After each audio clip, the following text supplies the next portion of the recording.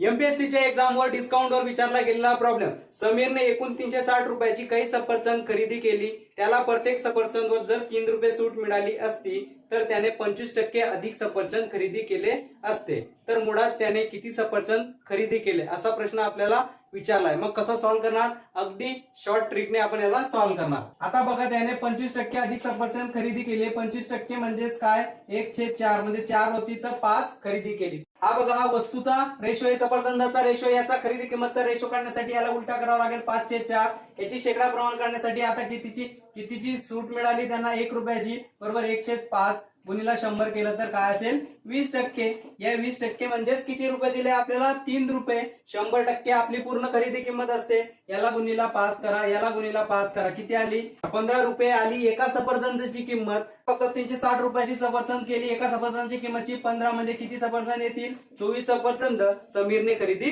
केली असते. अशाच प्रश्नांसाठी तुम्ही जेपी मॅथ्स लाईक, सबस्क्राईब जरूर करा. भेटूया पुढच्या व्हिडिओ.